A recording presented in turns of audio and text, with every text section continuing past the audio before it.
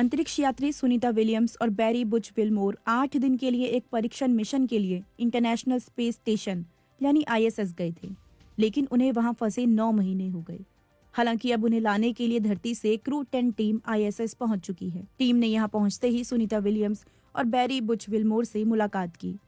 इस बीच एक सवाल ये भी उठता है कि 8 दिन के लिए गए अंतरिक्ष यात्रियों को वहां 9 महीने रुकना पड़ा।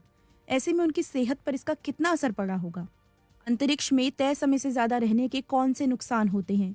चलिए अब इस बारे में विस्तार से जान लेते हैं। दिमाग और आंखों पर असर। अगर अंतरिक्ष में अधिक समय बिताना पड़े तो बहुत प्रतिबद्ध अंतरिक्ष यात्रियों को भी कुछ चुनौतियों का सामना करना पड़ता है। ट्रेनिंग के दौरान जो अनुभव होता है वो असली मिशन का 3/4 है। लेकिन अगर निर्धारित समय से अधिक वक्त गुजारना पड़े तो उत्साह में कमी आती है। अंटार्कटिका में शोध करने वाले वैज्ञानिकों को भी कभी कभार ऐसी मानसिक अवस्था से गुजरना पड़ता है जिसे साइकोलॉजिकल हिबरनेशन कहते हैं, जिसमें व्यक्ति भावना शून्य और बिल्कुल अलग थलग महसूस करने लगता है। शोधकर्ताओं का कहना है कि ध्रुवीय और अंतरिक्ष मिशन पर जाने वालों के हालात एक जैसे होते हैं और अच्छी नींद लेकर इन दिक्कतों को कम किया जा सकता है। BBC future editor Richard grey के अनुसार अंतरिक्ष यात्रियों का नियमित हेल्थ चेकअप किया जाता है, लेकिन सबसे अधिक ध्यान आंखों पर दिया जाता है। आईएसएस पर मौजूद हर क्रू सदस्य की आंखों की कॉर्निया, लेंस और ऑप्टिक नर्व की जांच की जाती है।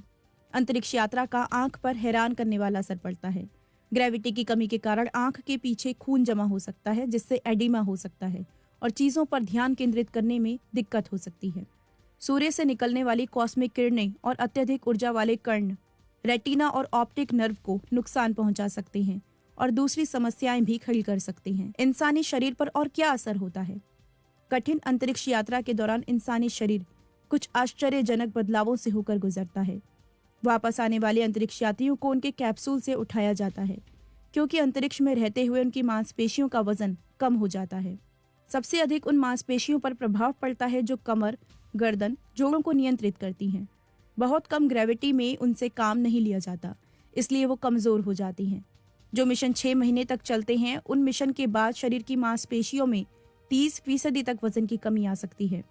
हड्डियों का भी वजन हर महीने 1 से 2% तक गिर जाता है। अब स्वाभाविक है कि इन दोनों अंतरिक्ष यात्रियों को 9 महीने तक अंतरिक्ष में रहने के कारण कई जटिलताओं का सामना करना पड़ सकता है।